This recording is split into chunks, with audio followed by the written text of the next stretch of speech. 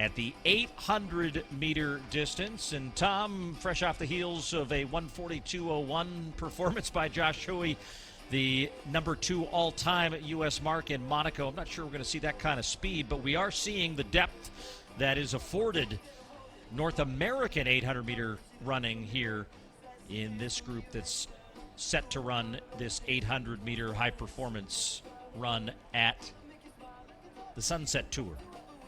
Loaded field top to bottom, Paul, but I think perhaps the most interesting part of this race will be, how does Hobbs KESSLER run? Remember, a lot of people forget Hobbs KESSLER made both the U.S. Olympic teams in 800 and 1500, becoming the first since Rick Walhooter to do it in 1976. Hobbs was disappointed with a 3:48 mile. Who gets disappointed with a 3:48 mile? But he did, and I think he's loaded for bear here in this 800. And there you see the NC2A indoor champion, Matti ERICKSON, and of course one of the great U.S. 800-meter runners for years and years and years, since 2017 when he was the runner-up at the USATF meet and the NCAA's. Isaiah Harris, Abe Alvarado, of course, has run 144. Festus Legato, 144.10. There's our best finishing kicker right there. You talk about Vin Lanana. Shane Cohen, my gosh, we've seen him have some terrific kicks over the years, especially at the NCAA championships last year when he ran the field down. He himself equaled his PR of 144.65 just last month. Paul, this is an absolutely loaded field. It's a knockdown, drag-out fight among a very well-balanced crew of 8. World Championship standard in this event is 144.50, and that's where the pacing lights will be set for this race. Christian Harrison on the outside, going to be the pacer here for this talented group, and they are underway. The lights are lit, and we're off and running. Top section of the men's 800 meters here at the Sound Running Sunset Tour. We'll keep an eye out for Harrison as he's trying to win the battle, but this is a swift race in the early going as everyone's looking for room to the inside, and we are fast through that first 200 meters. About 25 seconds through that first 200, and true to Ford, Shane Cohen goes right to the back. But a really nice, you know the pace is good because we're single file.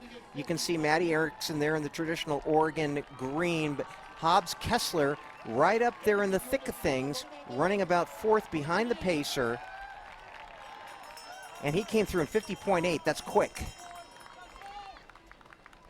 But that's what was the prescription here, is the lights are right there and right on. 50-53 for Harrison, Alex AMANKWA and Alvarado up there in the mix as well, but they'll head to the backstretch. And let's see how this unfolds. Isaiah Harris now out in lane 2, trying to move on the outside. Alvarado looking for some space as well. Matti ERICKSON is lurking there back in 5th position, but now Harris has moved to the lead.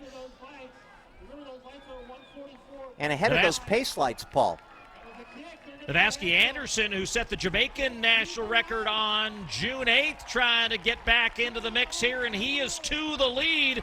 Alvarado, Matti ERICKSON, and here comes KESSLER with a fast close. ERICKSON with a fast close as well. But is that AMANKWA who's going to get it all said and done at the end? And AMANKWA indeed is a winner. 144.40, lifetime best for AMANKWA. And the national record holder for Ghana has just set check that, it's Anderson at the line, which is who I thought it was at the beginning, Tom. And then I heard another AMANKWA. National record for, another national record for Navasky ANDERSON. And you can see Isaiah Harris did a heck of a job here, kind of moving this field through at the end of the, and then Hobbs KESSLER in the reds coming on. Matti ERICKSON in the greens coming on. Alvarado trying to hang in there, but it's Navasky ANDERSON with the lean at the line, and we had so many fast times, even Cohen coming up there at the end. That was a heck of a race, Paul. Yeah, final results actually have AMANKWA and Anderson in the wrong spots. It was Anderson first, AMANKWA 6, so my eyes did not deceive me as I called Anderson to the line as the winner. Jamaican